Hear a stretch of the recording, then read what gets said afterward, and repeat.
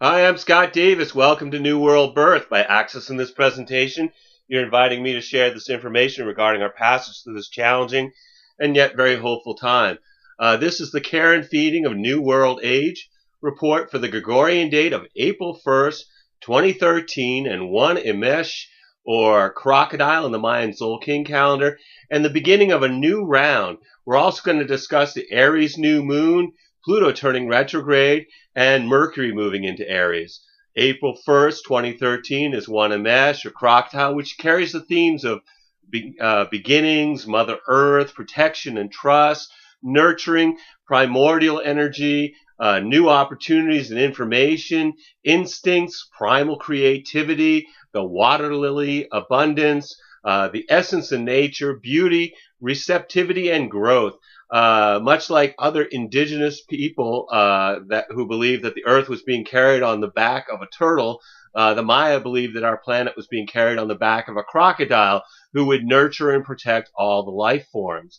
They believed in that this primal force, humans received messages and feelings about our connections to Mother Earth. And this 13-day period would be an excellent time to spend time in nature and listen to the subtle messages of Gaia. With one Crocodile, we begin a 260-day Tzolkin round, which will end on 13 Ahau, which is on December 17th, 2013. And given that this is the beginning of a Tzolkin round, one Crocodile, which is about nurturing new beginnings that bubble up from the primordial ooze of energies from deep underground, but also from deep within inside us, I was amazed at the level of this being amplified in the other systems that I'm involved in. April is the fourth month, of course, and with the digits of 2013, when we add them all together, we get the number 10, and then we add the 1 and the 0, and that tells us that April in 2013 is a 1 month in numerology. And this is an arc that goes from 1 to 9, which tells us that we are at the point of new beginnings. And then we also have the Sun, Venus, Mars, and Uranus all in Aries, followed by Mercury on the 13th, also indicating a time to start anew with the first sign of the zodiac. And March was a 9-month, and April is a 1 month this year. So this is really a critical shift with new directions, goals, and purpose. Mars, the Sun, and Venus have all moved from watery Pisces into fiery Aries around the equinox. And as we begin April, they've just merged with Uranus and have been challenged by Pluto, which brings another time period of upheaval and transformation. As one door closes, another opens. April has a strong theme of new beginnings from the astrology and the numerology, but also in terms of beginning a new Mayan Tzolkin round of 260 days on April 1st, along with the prophecies of Saint Malachi and Don Alejandro, which I believe points to us experiencing the fifth sun beginning April 2nd per 2 eek, or wind. The past two videos, the prophecies converge, March 2013, and the plumed serpent returns, both discuss these ideas in depth. So if you want to review them for more information about the completion of cycles and this time of new beginnings. This April is not as active an astrological month as last month, but that's kind of the nature of new beginnings. If you think about a new moon, the moon is dark, there's a lack of light, or a seed where the stalk is just moving out of the shell, but it's really not visible from above ground. This is really subtle energy that requires sensitivity to even be aware that it exists at this stage. But over time, we get to know that something really significant was conceived this month.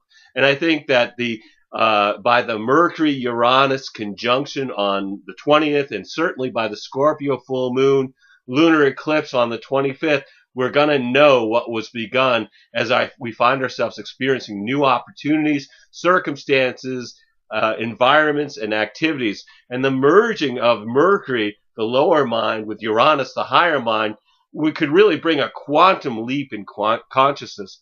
This is not unlike the period, a time period between conception and then eventually having the awareness that there's a new life growing. By the full moon, we're certainly going to know something that we did not know at the beginning of this month.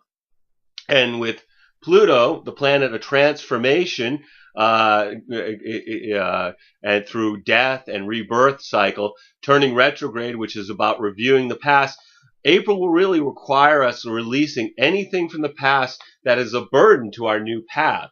So we can choose to let go of it, or we can have it ripped out of our hands, but we have the choice about how we want to react. Pluto will take any baggage, regardless of our attachment to it, if it doesn't have a purpose in our rebirth. So I find it really interesting that the astrology of April is Pluto in Capricorn slows as it begins to come to a stop, and before turning retrograde on the 12th. And planets are said to be at the peak of their power when they're stopped. And Pluto represents death and completion. And in Capricorn, it's about the breakdown of structures to bring about transformation. And Pluto moved into Capricorn in 2008, which was the point where the overly optimistic investments of Pluto in Sagittarius started to crash, with the housing market and different financial things. That's when we started to realize they were on shaky ground.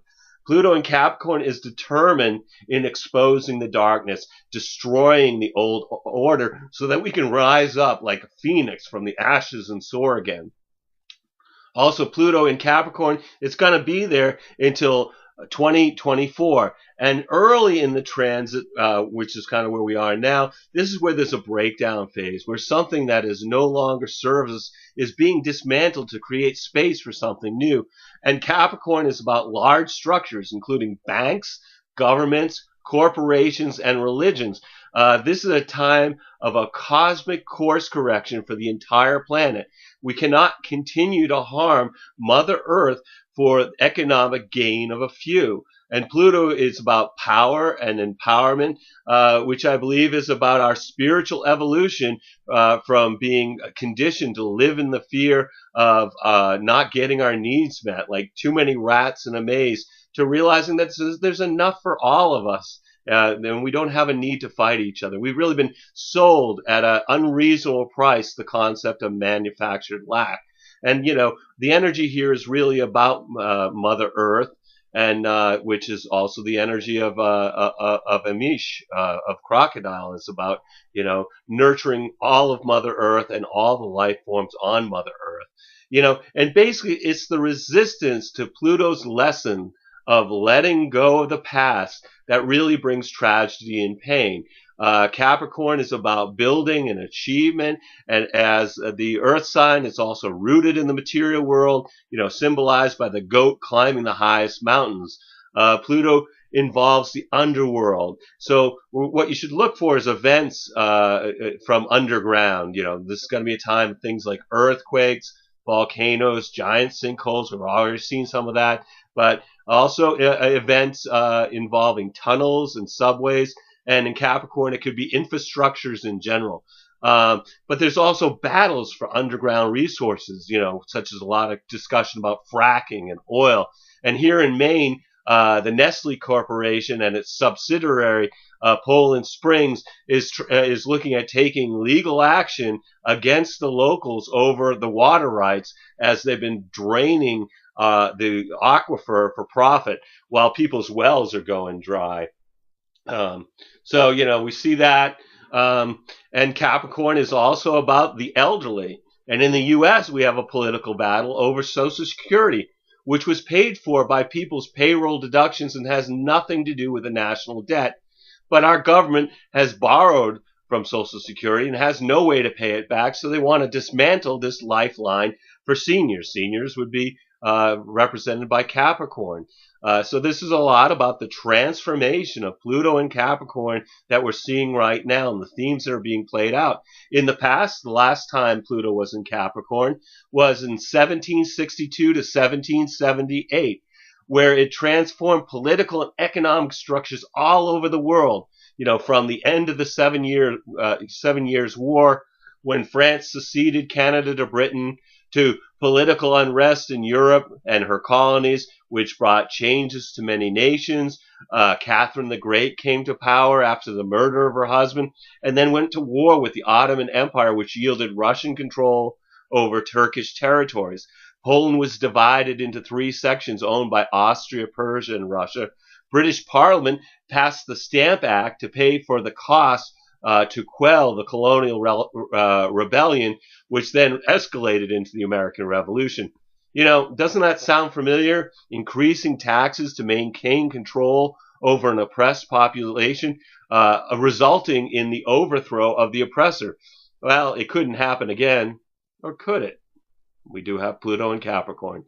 And then the previous Pluto and Capricorn time before that was 1516 to 1533, which was a time period when we had the exploration of the New World, which yielded the colonies we were talking about in the other section.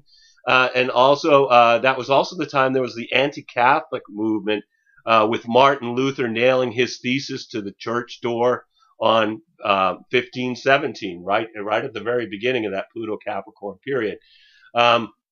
This is also this time of Pluto moving in reverse, where it's moving aggressively now towards its third challenging square to Uranus and Aries, which is going to be exact on May 21st at 11 degrees. And these challenging angles between Uranus, the planet of disruption, revolution, and unexpected change, in Aries, the sign of the individual, challenging Pluto, the planet of death and destruction, but also rebirth, in the sign of Capricorn, representing structures like governments and corporations. This is the most powerful transit of our lifetimes. These two titans have exact confrontations an amazing 7 times between 2012 and 2015. And I usually see this type of transit happens maybe 3 times or 5 times. 7 is unusual and very intense. And the world is going to be a very different place at the end of 2015 with Pluto retrograde. With Pluto retrograde and Uranus direct. I really think that this time period is going to really favor individuals and their challenging of oppressive structures with sudden and unexpected results. And also, as we begin the one crocodile period, all the planets appear to be moving forward from our vantage point, except we do have Saturn retrograde in Scorpio. And I've said this before, planets don't really move reverse in their orbit. They just appear to be moving backwards, much like being a car that's passing a slower moving car. There's a point where the slower moving car appears to be moving in reverse when we compare it to landmarks in the far distance. And while we have Saturn appearing to be in reverse motion, this can be compared to a time period of recuperation or perhaps backtracking regarding some obstacle we recognized on our path. But then after the retrograde period, we can then advance forward towards our goals, feeling a little bit more rested or maybe with a little more of an efficient process, as long as we honor Saturn's retrograde period rather than trying to push through something regardless of resistance. So let's look at the daily vibrational energy of this trisena. On April 1st, we have One Imix, or Crocodile, in the Tzolkin calendar. And this is about unity being experienced through nurturing new beginnings. And with the Sun in harmony with Jupiter. So that means from our perspective on Earth, this is a 60-degree sextile angle. This is very positive. Some might even say this is lucky. It can bring a real positive frame of mind that's beneficial for almost any type of activity to work out as planned. This is great energy to be with friends, and it inspires our desire to be part of something larger than ourselves. This could be very positive for group activities, but also to be reflective of our life experiences. This is an excellent time to examine our goals and ideals, particularly because we feel a greater sense of idealism and we can see the big picture rather than getting real caught in the details. And we have the Sagittarius moon. Well, Sagittarius is the sign that Jupiter is ruling, trine to Mars, which brings enthusiasm to push for success and the ability to assert ourselves in a positive manner. And then on the second, excuse me, is one Eek or wind, duality experienced through communications as the Capricorn moon harmonizes with Neptune and Saturn and is challenged by Uranus and merges with Pluto. The day begins with greater sensitivity to the moods of others, and then it later shifts to disruptions that can cause accidents and arguments and the desire to be alone in our thoughts and feelings. And then finally, there's sort of this intensified emotional experiences with energy coming from the deepest part of our psyches when it's connecting with Pluto. And then April 3rd is 3 Akbal, or night. This is about taking action through contemplating the stars. As the last quarter moon is in Capricorn and is challenged by the Sun, Venus, and Mars, and stimulated by Mercury, which occurs early in the day, and it brings a sense of tension to our daily activities, which conflicts with with also conflicts with others regarding goals or even personality conflicts, while people are really flowing in conversation with the urge to act in a sudden and rash manner. So, interpersonal energy is all over the place. The fourth is for con or seed stability through planting seeds and making new connections with the Aquarius moon, harmonizing with Uranus and challenged by Saturn late in the day. So the evening may bring pleasant yet restless feelings or with a loneliness and kind of feeling out of touch with others. April 5th is 5 Chichan, or serpent, which is empowerment through being flexible, as the moon in Aquarius finds support from Jupiter, and harmonizes with the Sun, Venus, and Mars. The day starts with a pleasant sense of well-being and balance between our inner and outer worlds. And then later, people are more agreeable with Jupiter energy. And finally, we have an increased drive to carry on with projects and effort to really kind of move those projects to completion. And then the 6th is 6 Kimi, or transformation, which is about being in the flow through releasing what no longer serves us, as we have the Pisces moon merging with Neptune, which enhances telepathy and intuition as psychic energy attunes us to sort of the more spiritual aspects of life. And then April 7th is 7 Manik, or deer, reflection through being of service to others.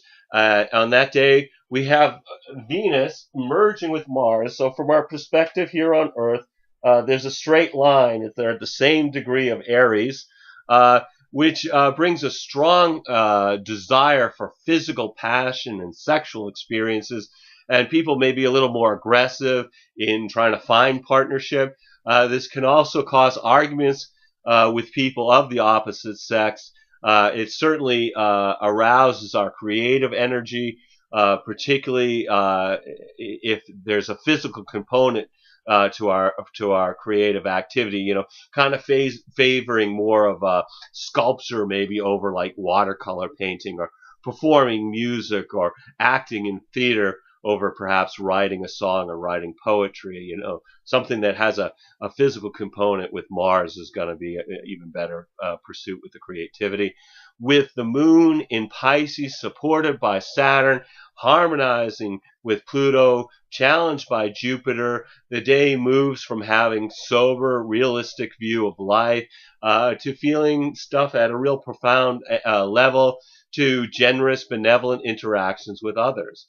And then the 8th is 8 Lamat, or star. It's about balance, through being grateful for abundant relationships, with the Pisces moon merging with Mercury, which kind of boosts our mediumistic or psychic abilities, if you can take time to be really quiet and still. Otherwise, logical thinking can be really thrown off by our moods. April 9th is 9 Muluk, or offering, which is about patience experienced through appreciating all of creation, with the Aries moon merging with Uranus and being challenged by Pluto and harmonizing with Jupiter.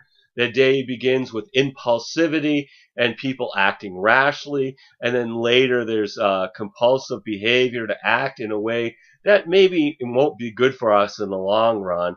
And finally, people have pleasant attitudes and are a little bit more self-confident. And then the 10th, we have 10 Ak, or dog, which is a manifestation through enjoying family and friends, with the Aries new moon, has the moon merging with Mars and Venus along with the sun. And new moons bring an opportunity to set an intention for manifestation on the following full moon. What you want to do is you want to look at the house of your astrology chart that contains 20 degrees of Aries. That's where this new moon is occurring, to consider what area of your life is really being activated by this lunation. For me, this is the 11th house of hopes and dreams, but also about friends and groups. So I set an intention using this energy related to those themes. This is like one of the most powerful new moons I've seen, with all this Aries energy. The moon conjunct Mars. It does have a quality that could kind of bring out irritable feelings and critical communications. But this lunation then very quickly is merging with Venus, which kind of softens the experience with people. So, wanting to get out and socialize or make something happen. Basically, I think the Venus energy is gonna, really tone down any disagreements. So there really should be pretty short-lived. And all this Aries energy is kind of anxious to make something happen. So try to approach the energy from a grounded place rather than feeling an impulse to act without even knowing why. Okay, April 11th is 11 Shuin in the Tzolkin calendar, which is monkey. But the theme is about resolution through creating something new, with the Taurus moon in harmony with Neptune and opposed by Saturn and supported by Pluto, which begins the day with creativity and daydreams, compassion, and possible psychic experiences.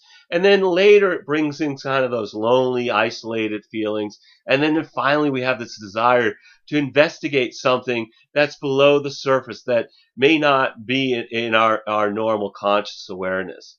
And then the 12th, we have 12 Ebb, or road, which is about understanding through serving our community. And on that day, we have Pluto, which is right here in Capricorn. Pluto's the planet of transformation through a death rebirth cycle, turning retrograde, which is about reviewing our past, which will require releasing anything from the past that's a burden to our new path.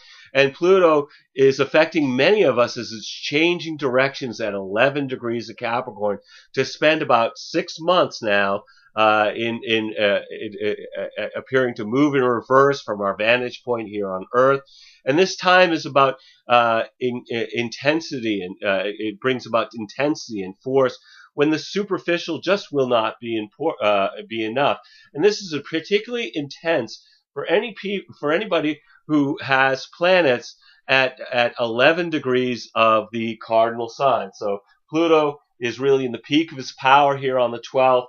And so the people who are really going to get affected are people who have, personal planets, which would be, the Sun, Mercury, Venus, add the Moon in there, Mars, certainly those at 11 degrees of Aries, Cancer, Libra, or Capricorn, as it's really moving headlong towards its next and third confrontation with Uranus over here in Capricorn, which is a time when there's there's resistance to the old forms continues, and so it starts to collapse.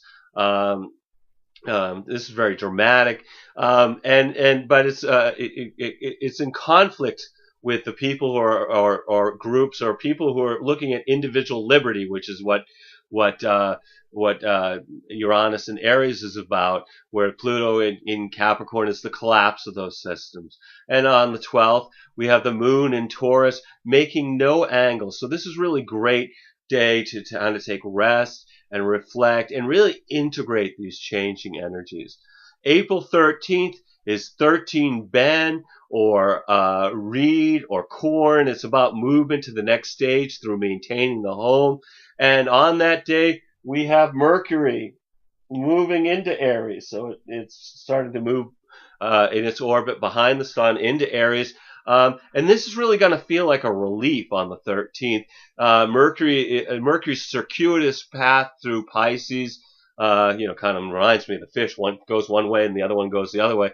But it's been retrograde during this time. It's been in Pisces. It's spent 9 weeks in the sign of the fishes. And has been really confusing for a lot of people. Yet many people have had very illuminating experiences. And in Aries, Mercury is going to gain strength in imparting aggressiveness and assertiveness to our thinkings and dialogue, and also can bring a certain brilliance to the intelligence. So here's what I think you can expect is that people are going to be more outspoken and witty, but they also may be more impatient and self-serving until Mercury does move into Taurus on May 1st. And on this day, we have the Moon in harmony with Mercury and challenged by Neptune, which shifts it shifts from positive communication when it's harmonizing early in the day with Mercury. We have positive communication, and understanding is really easy. And then later in the day, when it's connecting with Neptune, it's almost like the opposite. We're experiencing confusion and a lack of clarity, as fantasies seem more important than reality. So, excuse me. No matter what these energies are that are affecting you during this One Imix or Crocodile Tzolkin, take some time out to be in the flow of the planet by being in nature, watching a sunrise or a sunset, communing with the stars, being conscious of the moment through introspection, meditation, or being with somebody you love and being really present with that person. Every single day we have is a blessing, no matter what the dramas are that beckon to distract us. We're all here giving the performance of the lifetime on this world stage, but take some time out to observe the play as well as acting your part by remembering you're a spiritual being that's having a human experience. Anyway, thank you for checking out New World Birth. The next segment of Care and Feeding of a New World Age will be on April 14th for One Imix or Jaguar. Also, we'll be discussing Venus moving into Taurus, followed by the Sun moving into Taurus, and then Mars moving into Taurus, and the Scorpio full moon and solar eclipse. Lunar eclipse. Sorry. So you can check us out on Facebook or YouTube or the Mayan Magics website. And I'm going to be a guest on the Earth Needs Rebels show on Orion Talk Radio on April 1st. So if you want to tune in. Also, those shows are available to be downloaded. So if you can't catch the actual show, you can download it. I'll be discussing the astrology of April 23rd, the whole month, and providing some short human design readings for the participants. So if you're online, you can enter into the chat room and send me your birth information. I'll do a short reading for you right there on the radio show. And as always, I encourage you to share this information as videos or text as widely as you choose. And as always, I invite you to contact me at newworldbirth@yahoo.com if you have any questions or wish to schedule a reading. And I am providing readings which are much more lengthy. They're more around 2 hours for compensation. But I do want to make this service available to the greatest amount of folks. So I created 3 options with 3 levels of compensation. These readings are designed to provide information to help you navigate these difficult times. At the basic level, we're going to look at your human design chart to help you understand how to use your individual strategy and authority in making life decisions based on your unique design. I include 3 months of astrological transits as they relate to your natal and progressed astrology charts, along with the human design reading at the middle level. And then at the top level, the human design reading and the astrological transit reading are recorded so that they can be sent to you as an MP3 file that you download to your computer. So if you've been thinking about getting a reading, please contact me. I would love to provide you a reading during these uncertain times. You'll need to either be able to call me in Maine in the USA, or we can connect on Skype to receive your reading. Also, I'm accepting donations to keep these reports freely available. This is how New World Birth keeps going. It's basically completely funded by readings and the generous folks out there who've found it in their hearts to make a donation. So if you're really connecting with what we're putting out there, we would really appreciate any level of compensation. As always, I am blessed that you've taken the time out to connect with my passion for all these ancient mysteries and their application to our journey during this incarnation. The light in me honors the light in you. Namaste and Lakesh, and I hope to see you next time. Happy New Tzolkin round, everybody.